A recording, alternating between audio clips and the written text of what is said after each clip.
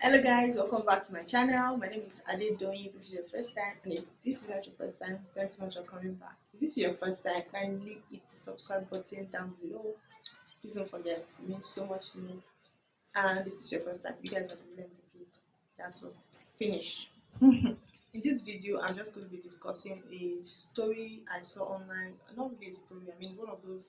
I don't know if you follow Mom Confessions on um, Instagram. So it's basically a page for moms or moms to be who are facing whatever struggles where they can just share and things like that. So this particular mom sent in a question, sent in a story, basically a cry for help. And yeah, I'm just going to read out the story. And there were some tiny things, that were tugging at me from the story, like just maybe you should talk about this. And I'm just like, okay, let me just see how I can. You know, the truth is, a lot of things can be avoided if people are more aware or more informed about certain things. There are just some decisions that we should not be taking in 2021. So basically, I'll just look at the questions, and yeah, you guys feel free to give your opinions and your thoughts as well in the comment section. So she said, I'll be reading from my phone here. So, that hello, Ma, good evening. Please, I want to share my story on your page. I just need advice from my fellow moms. I got married 2018 to a man I met on Facebook. We got married barely 3 months that we met each other. He was gentle and cool then. At first, I was scared because I was only 21 then and in my third year in school. So I took his name to my pastor. The pastor said I should go ahead, that he's my destined husband. I agreed and married him, though I still had fear in my heart. Maybe I should start from there before I even go further. So the first thing that stood out to me was that she said she met someone on Facebook. Now it's not a problem to meet someone online. I think nowadays, like, people meet people anywhere every day. Meeting someone online is not a problem. But she met him online, and in barely 3 months after meeting online, they got married. I don't know. I mean, really, I'm not judging or anything, but there are some stories that are just too, like, you're not judging, but then you're like, no, from the onset it just wasn't good. I don't care how genuine somebody is. See, there are certain things that you will never know about someone in 3 months. You can't meet someone and get married in another 3. If it is an arranged marriage, then from the onset you know that it's an arranged marriage. That's fine. But to meet someone online in 3 months and then 3 months down the line you're already married, there is no way you can tell me that you knew that person. I'm sorry, you cannot know that person enough, because I'm not sure you've had enough time to get to know each other personally. Like, where was the courtship? I'm trying to find where there was courtship, where there was dating or whatever it is in the middle of that 3 months, because you basically planned a wedding within that 3 months. Because it's not like you just passed into his house. You planned a wedding in that 3 months. So when did you now get to know each other? So it was just a no-no for me from the beginning. It means that it was just, the foundation wasn't just so nice at all. Nowadays, I mean, there's no reason to date for so long. You're not dating for 2 years, dating for 3 years. If you meet somebody, both of you know what you want, you know what you're aiming for. You know that this period you should just find, are there reasons why I cannot go ahead with this person? So I mean, 6 months, 8 months, 9 months, enough time to get to know someone and then start planning a wedding. You understand me? But in 3 months to meet someone, from meeting time to marriage in 3 months, is, of course, that's a no. And then she said that she was 21. She was not just 21, she was in school. People get married at 21 and they don't have issues. But the truth is, for most ladies, for a huge number of ladies, people mature at different rates. But for most ladies, at 21, they are still very young. That's the truth. They are still very young. Like, they are still very young. She was in third year. Like, me, I knew, Sha. Not everybody is me, but I know that if I got married at 21, the marriage would have scattered. It's not even a contest thing, because, like, I was not tolerant. You understand? I was not patient. I'm not saying you should take rubbish, you get what I'm saying, no, but like, I wasn't, that everybody, humans, we have our flaws now. To me, I was perfect. If I felt that, oh, you were not perfect, you're out of my way, because to me I'm perfect. You understand that kind of thing? So that was the way I was then. So I'm not imagining that I got married at that stage of my life. It was going to be a problem, a huge, huge problem. So number two, marrying at 21, I don't know. For me, it's a no no. No, I'm not saying everybody will have problems at 21, but most people marrying at 21 will actually have issues in it. It's either along the line, maybe 4, 5 years, 6 years down the line, you start to feel like, okay, you're married too early, maybe you want to do more with your life that you were not able to do because you're married too young. Or you change and then it seems like, okay, this person that you married, you don't really feel like you people are growing together at the same rate. Like, because the way you were thinking at that time is not how you're thinking now, you understand?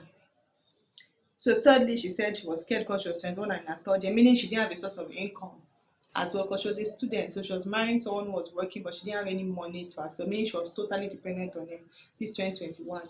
This happened in 2018. It's not too far away, but then this 2021, I think we should be learning from things that are happening nowadays. Whew.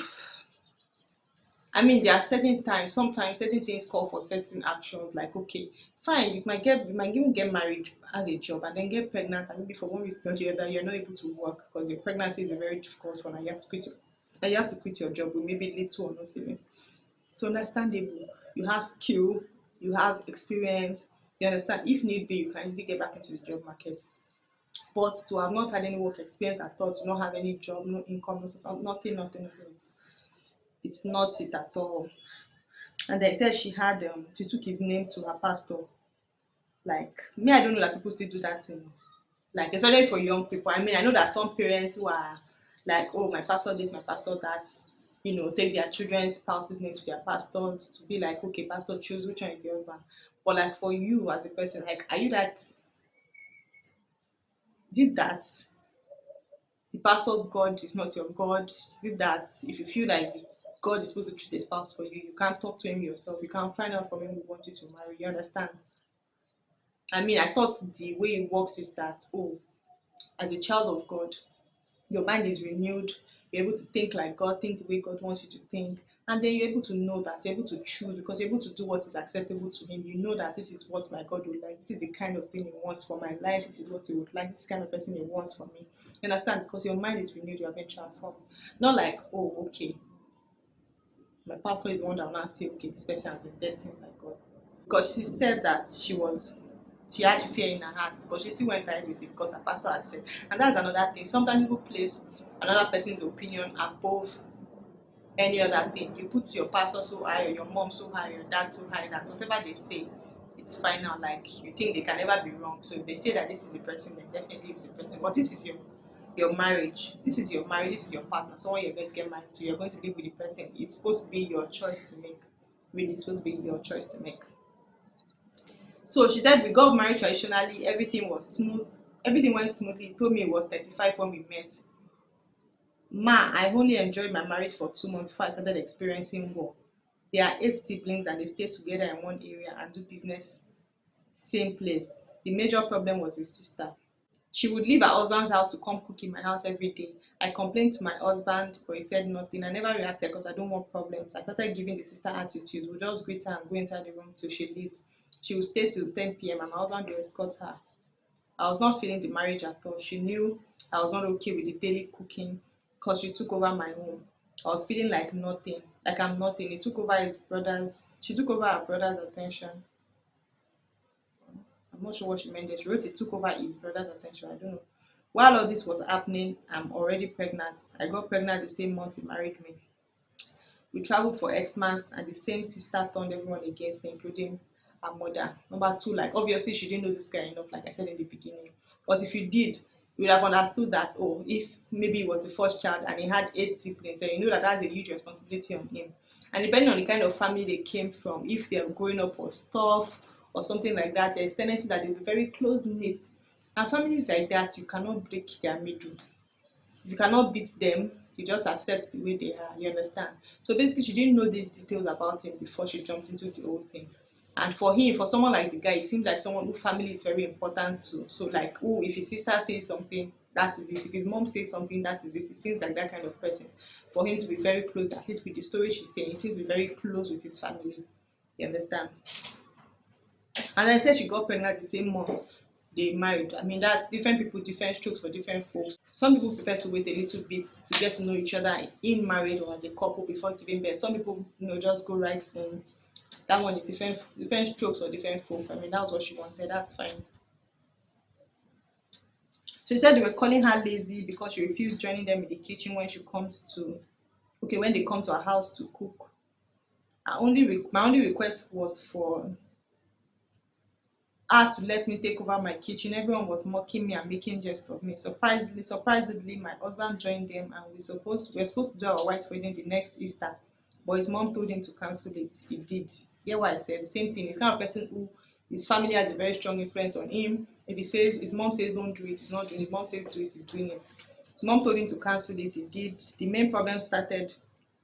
He did. The main problem started. He started neglecting me, and my pregnancy got to 7 months. I requested to make my hair, but it is the greatest beating of my life. Why you have to ask for money to make your hair? I mean, how much hair do you want to make? You want to do braids? How much is braids? You want to buy weave? How much is weave? Like,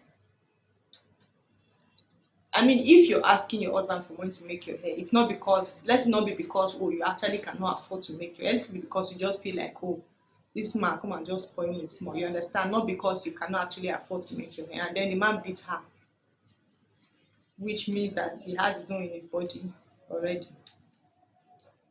Basically, she said the beating started from there. He beats her at every slightest provocation. I complained to my parents, but they told me to pray and remain humble and submissive. Domestic violence have joined the matter, and that things would change. I prayed, did all manner of things to make my own work, but things kept getting worse. I put to bed thinking it would get better, but no avail. I kept praying, joined sex classes. I'm a good cook. So basically, to her now, because the way we understand, the way most people understand is that, oh, the woman's rule is okay, sex, cook, you understand, keep the home clean and neat and all that, and that's all. It's a man's duty to provide what you eat, your hair, food in the house, everything basically. So she felt like she's doing everything that she should do as a woman, but the guy is not treating her nicely. And really, money, having your own money does not mean that the guy will not have consequences or you might not end up marrying rubbish man. But money stops some nonsense, you understand? You wouldn't have even gone to ask the person for one that you know that is not okay before. You won't have gone to ask him for money to make hair. You won't be expecting him to give you certain things because you know that the guy is not okay before. Like you give yourself that certain respect will just come in because he knows that you're not dependent on him. For money doesn't mean that he won't still be classless and behave in the same way that he behaves, but you know that you're not asking him for money. You understand? Anyway, she said she put to bed. Okay, she joined sex classes. She's a good cook. I did everything to win his heart, but he only got worse. He was cheating with everything in his skirt. When my baby was 6 months, I got pregnant again. Though I never knew until the pregnancy got to 4 months. This is I mean, there's a whole lot I can say from this video, really. She said when her baby was 6 months, she got pregnant again, and she didn't even know until the pregnancy was 4 months. Like, see, fine, a lot of women would have this protection from pregnancy, mostly in the first 6 months if you are breastfeeding. But this is not always the case. So even if you're exclusively breastfeeding, it's not always the case. So after you have your child, after 6 weeks, please get another contraceptive. Make sure you're on some form of contraceptive because belle can enter or people give birth to two children in the same 1 year because no contraceptive. So please guys, I don't even know, the story is all so much. If I should continue this story today, this video probably like 30 minutes long, so I'm just going to end here. If you guys want to read more, go to Mom's Confessions page on Instagram, okay, no, it's Mom Confession, MUM Confessions on Instagram, and you'll see this story there and all that. You can leave advice for the lady basically because she was asking for advice because she didn't know what to do. So yeah, basically later when she found out that guy was actually 44 presently and she's turning 24, so a whole 20-year difference. She's with 2 kids now and all that. So basically that's all the gist. Yeah, thanks so much guys for watching. I hope I made sense, I think, in this video. If you like to see more videos like this, kindly let me know. It's a subscribe button down below if you watched to this point.